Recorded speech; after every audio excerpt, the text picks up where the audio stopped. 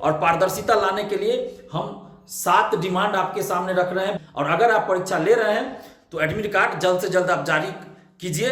BSSC को लेकर छात्र नेता दिलीप ने बड़ा संग्राम छेड़ दिया है। आपको बता दें कि बीएसएससी सीजीएल 3 की परीक्षा का कैलेंडर जारी किया गया, लेकिन उसका नोटिस जारी नहीं किया गया, जिसको लेकर बीएसएससी अभ्यर्थियों के जान हलक में पड़ सकती है। कारण क्योंकि सेटिंग और धांधली के दलदल में पहले ही बीएसएससी फंस चुका है। अब यह नोटिस नहीं जारी होने पर बीएसएससी अभ्यर्थियों को नुकसान झेलना पड़ सकता है। क्या कुछ कह रहे हैं छात्र नेता दिलीप, जरा सुनिए।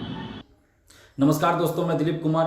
दोस्तों, बीएसएससी सीजीएल 3 की पीटी परीक्षा 26 और 27 नवंबर को बीएसएससी के कैलेंडर के अनुसार आयोजित होनी है। बीएसएससी ने सिर्फ एक बार 2 महीने पहले नोटिस जारी किया था, जिसमें उन्होंने कहा था कि 26-27 नवंबर को पीटी परीक्षा होगी। एक कैलेंडर जारी किया गया था इस बहाली से संबंधित, लेकिन उसके बाद बीएसएससी ने कोई भी सूचना, कोई भी नोटिस नहीं दिया इस एग्जाम के बारे में। तो बीएसएससी से हम आग्रह कर रहे हैं, बीएसएससी के अध्यक्ष महोदय से आग्रह कर रहे हैं कि आप कम से कम एक नोटिस जारी कीजिए कि बीएसएससी सीजीएल 3 पीटी परीक्षा 26-27 नवंबर को होगी या नहीं होगी, और अगर होगी तो एडमिट कार्ड कब से डाउनलोड होगा। 1-2 हज़ार स्टूडेंट्स इसमें अपियर नहीं हो रहे हैं, 9 लाख स्टूडेंट्स इसमें फॉर्म भरे हैं, और इसमें से हजारों ऐसे अभ्यर्थी हैं जो बीपीएससी पीटी भी दिए हैं, और उसमें से हजारों ऐसे अभ्यर्थी हैं जिनको बीपीएससी मेंस भी देना है, और दोनों का सिलेबस अलग अलग है।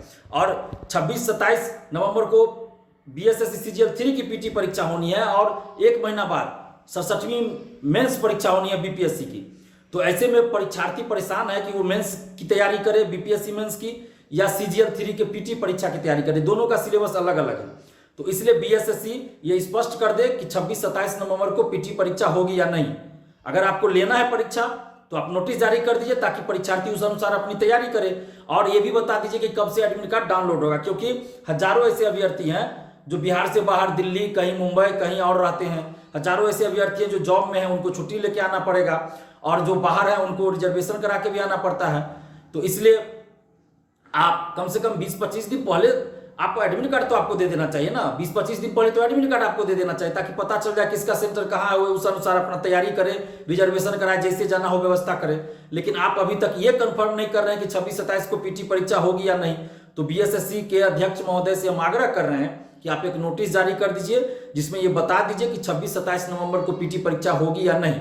और अगर आप परीक्षा ले रहे हैं तो एडमिट कार्ड जल्द से जल्द आप जारी कीजिए, ताकि परीक्षार्थियों को परेशानी न हो। और इसके साथ ही इस परीक्षा में पूरी तरह से पारदर्शिता लाई जानी चाहिए, क्योंकि बीएसएससी सीजीएल 1 और सीजीएल 2 में बड़े व्यापक पैमाने पे धांधली हुई थी। सीजीएल 2 का कट ऑफ फाइनल का 150 में निगेटिव मार्किंग 138 गया था। ओएमआर सीट बाहर ले जाकर रंगा गया, आंसर वायरल था, पेपर लीक था।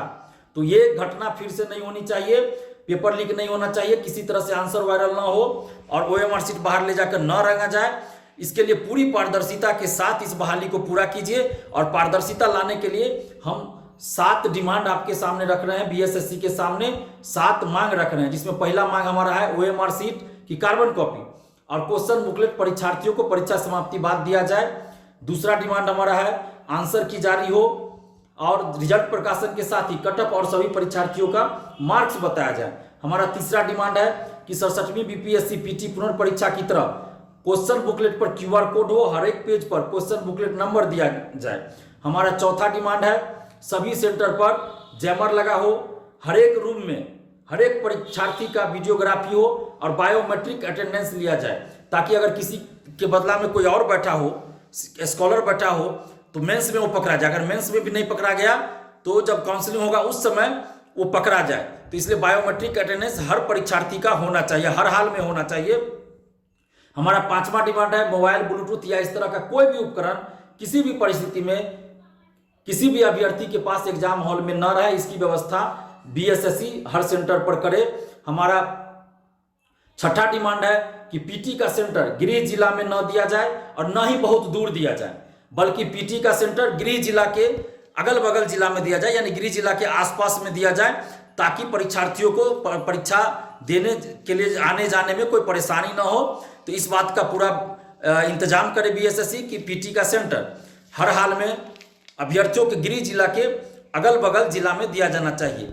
और हमारा 7वां डिमांड है कि स्ट्रांग रूम में जहां OMR सीट आप रखिएगा वहां आप स्मार्ट लॉक लगाइए, सीसीटीवी कैमरा से उसकी निगरानी करवाइए, सीसीटीवी कैमरा से निगरानी करवाइए और उस स्ट्रांग रूम में स्मार्ट लॉक की व्यवस्था कीजिए ताकि OMR सीट बाहर कोई न ले जा सके।